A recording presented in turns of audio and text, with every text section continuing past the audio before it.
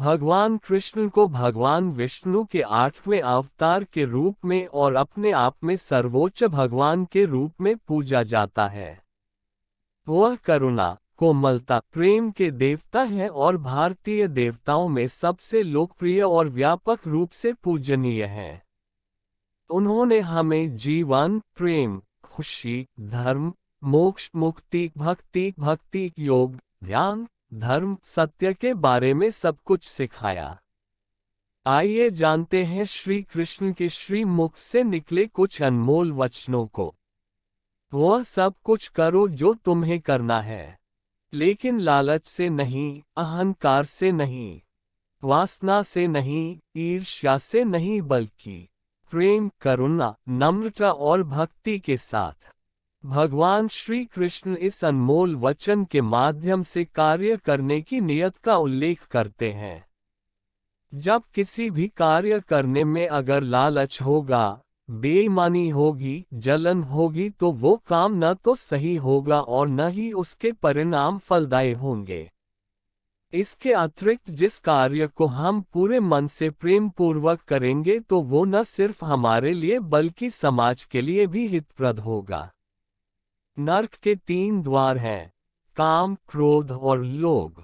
जो व्यक्ति कामी प्रवृत्ति का होता हो, जिसके मन में लोभ होता है और जो अत्यधिक क्रोधी स्वभाव का होता है, उसके लिए नरक के द्वार सदैव खुले होते हैं। अर्थात ऐसे व्यक्ति को तो सिर्फ नरक में ही जगह मिलती है। मैं ही सृष्टि का आदि, मध्य और अंत हूँ। भगवान श्री कृष्ण ही इस सृष्टि के पालनहार है। वही इस संसार की शुरुआत थे, वही मध्य और वही अंत होंगे। जो चाहते हैं उसके लिए नहीं लड़ते हैं, तो जो खोया उसके लिए मत रो। मनुष्य सब कुछ चाहता है पर सब कुछ उसे नहीं मिल सकता। आपको जो नहीं मिला उसके लिए पश्चाताप मत करो, और जो आपसे खो गया, जो आपसे अलग हो गया, उसके लिए निराश भी मत हो। ठंड या गर्मी, सुख या दर्द का अनुभव करें। ये अनुभव क्षणभंगुर हैं, वे आते हैं और जाते हैं। उन्हें धैर्यपूर्वक सहन करें। समय एक सा नहीं रहता। आज दुख है तो कल सुख भी आएंगे, और सुख के बाद दुख भी आना स्वाभाविक है। आपको पूरे धैर्य और श्री कृष्ण पर विश्वास के साथ अपना जीवन निर्वाह करना चाहिए। ठंड या गर्मी, सुख या दर्द का अनुभव करें।